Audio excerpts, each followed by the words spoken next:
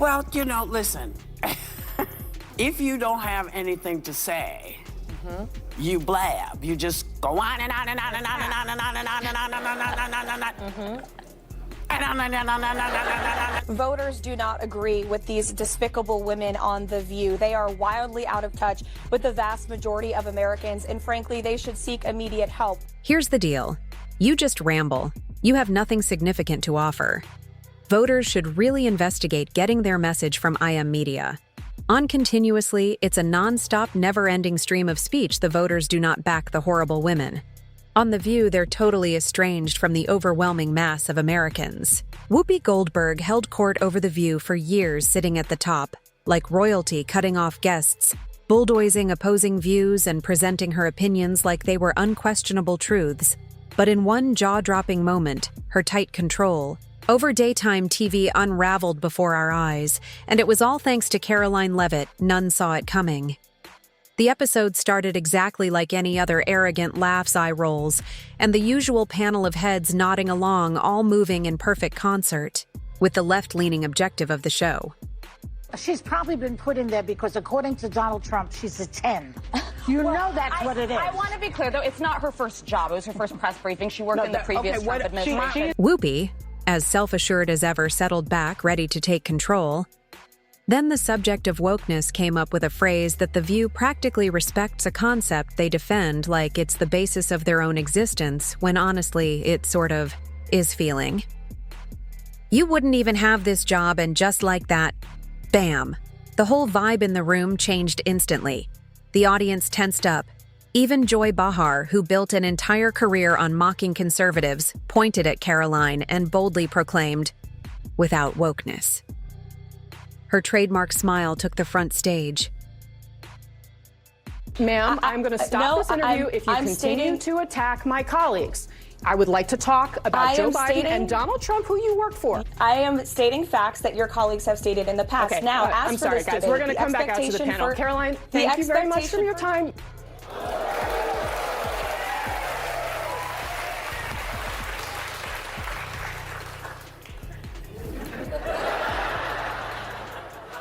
That was so good. What Whoopi says next is precisely what you would expect to be consistent and frustrating after all these years. A host. Though no peer, we will see what she has for us this time. You would think she would have a little more imagination in her. In a statement afterwards, this young lady claimed her, quote, on-air snub proves that you-know-who will not be treated fairly in the upcoming debate. Now, do you think this is going to make people doubt whether CNN can stay objective, or is this more the same of, everybody's against me, it's all rigged, I tell you. Is everything rigged? No, it's their MO. That's what they do. Rachel Maddow said last week, she's like, if the election is lost, it was rigged. If there's a debate, then the moderators are probably biased and they're prejudiced against me. The atmosphere was charged with anxiety. Everyone ready themselves for what was coming next.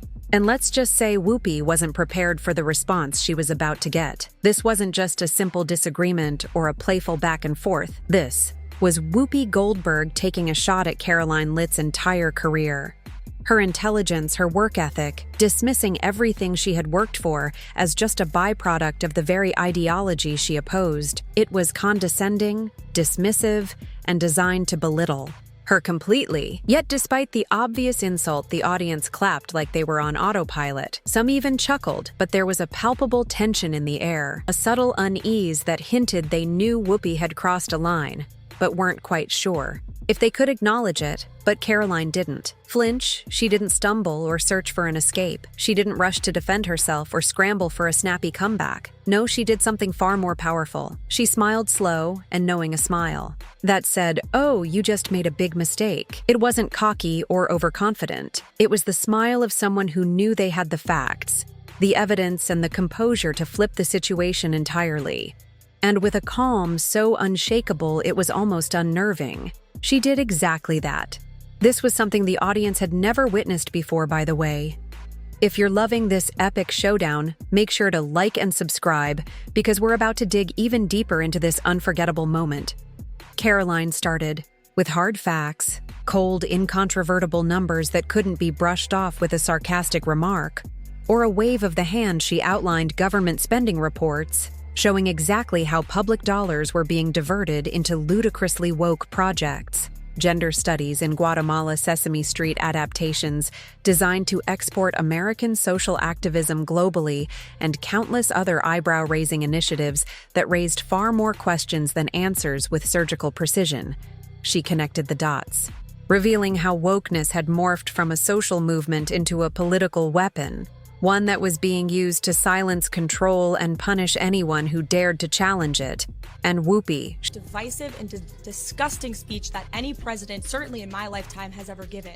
He essentially waged war on half of the country by saying that we are all a threat to democracy because we believe in putting America first. It's not radical to want to put your country and your own people first. It's not radical to want to have a strong border, a strong military, and to unleash the might of your own economy, not economies around the world. She's really articulate, isn't she?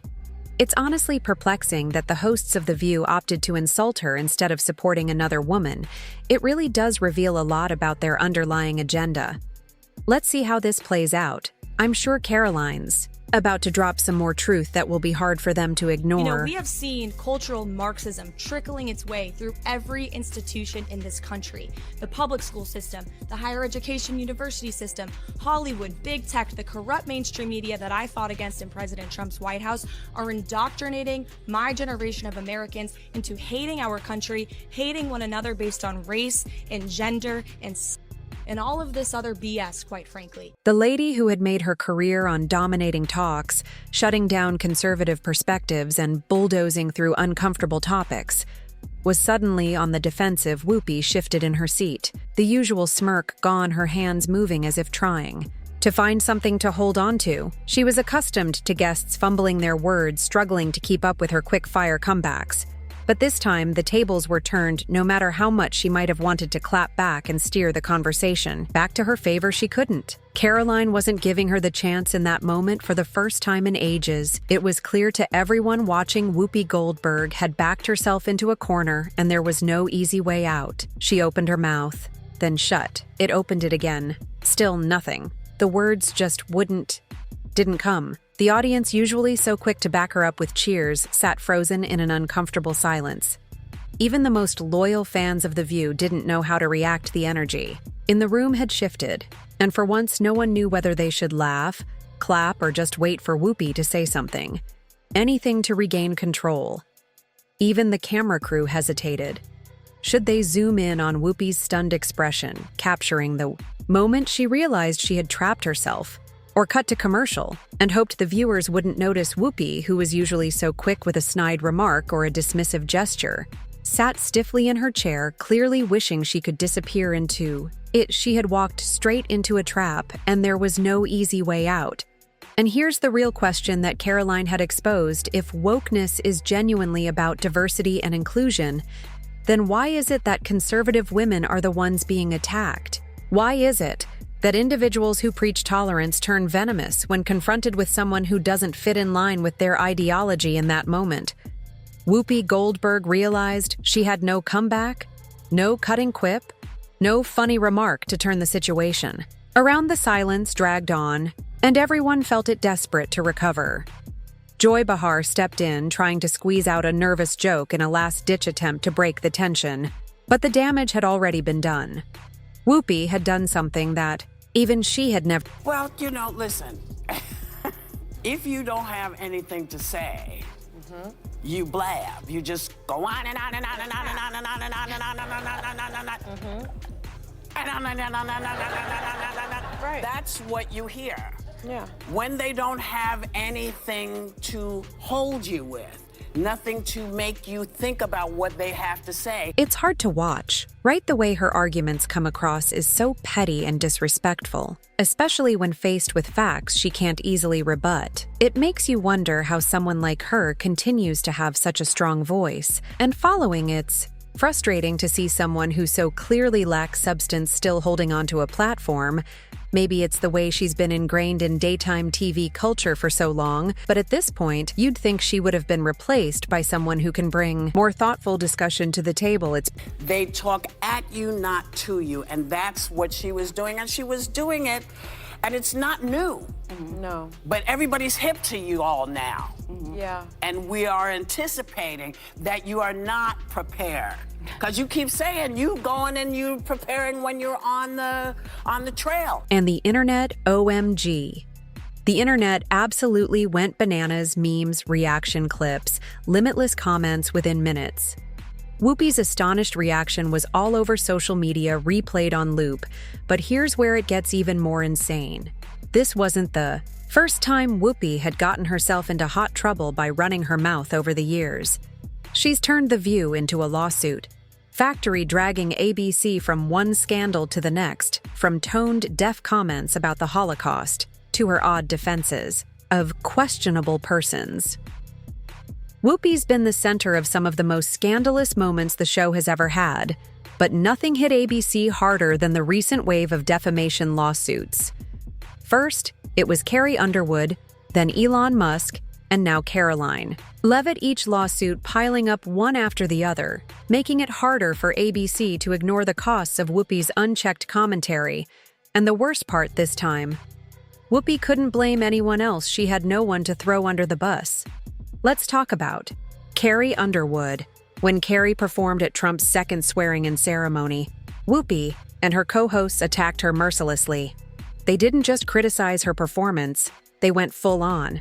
Savage, mocking her and claiming she'd ruined her career, even suggesting she was now aligned with hate. The whole segment was a character assassination, and they expected Carrie to just sit back and take it. But Carrie, she did something no one saw coming. Instead of issuing some vague statement, or you saw live on this program yesterday, Joy Behar stirring the pot of controversy after saying this about Karoline. She's probably been put in there because, according to Donald Trump, she's a 10. You know that's what it is. Do you want to take this? No, you cannot be attractive and smart. I will try to give Joy the benefit, and oh, thank you. I try to give Joy the benefit of the doubt that she didn't see that briefing, because if you saw that yesterday on numerous topics, no big binder, I think she might have had a different impression of this young woman who held her own. It's great to witness someone break free from the views prescribed by us. Watching someone firmly stand their ground with facts seems like a win. ESP, especially as the usual voices start to disintegrate. It's great to hear a different perspective, free from the typical agenda. I mean, you would have to give her the benefit of the doubt that she did absolutely no research or reading about anything dealing with Karoline Leavitt before she made that remark. Because Karoline Leavitt worked, she went to St. Anselm College, she worked for WMUR Ran TV. for Congress? In New Hampshire, she ran for Congress at the age of 25, put out a very good campaign. I mean, you would have to give her the benefit of the doubt that she did absolutely no research or reading on everything dealing with Karoline Leavitt before she made that remark. Because Karoline Leavitt worked, she went to St. Anselm College. She worked for WM Congress in New Hampshire. She ran for Congress at the age of 25, put on a really good campaign. She lost by 8 or 9 points, but she still put on a good campaign. Then she was the press secretary for the Trump campaign, going on TV literally every day. Well, heavily pregnant and a new mom. Pregnant, yeah, she's a new mother. And then she goes out yesterday and gives and this, again, this is speaking very objectively, because I've watched every press secretary since going back to Marlon Fitzwater. Yeah, I'm that old. And she went out there for her very first briefing at the age of 27 years old, the youngest press secretary ever, and did a terrific job. Stolen emails indicated that ABC had purposely coordinated the attack on Carrie Underwood to promote ratings. It wasn't an accidental mistake. It was a calculated slander effort designed to create controversy, spark outrage, and keep The View trending. When the truth surfaced, the industry was shaken. ABC executives went into full damage control, forced to settle for a massive undisclosed amount behind the scenes. Whispers began about whether The View was even worth the trouble anymore. But just when they thought the storm had passed, Elon Musk happened Whoopi, and the hosts spent months portraying Musk as a dangerous figure and spread false claims about Twitter's policies under his ownership. Musk wasn't going to let that slide. He sued, and The View was back in crisis mode. Advertisers once committed to the show started pulling back. Tired of the ongoing controversies, the show's reputation as a ratings goldmine began to tarnish, and big-name sponsors started questioning if it was worth the risk as the L-suits piled up. The cracks in the perspective became larger. The once unstoppable force headed by Whoopi Goldberg was snowfalling now with 3 lawsuits and advertisers fleeing ship.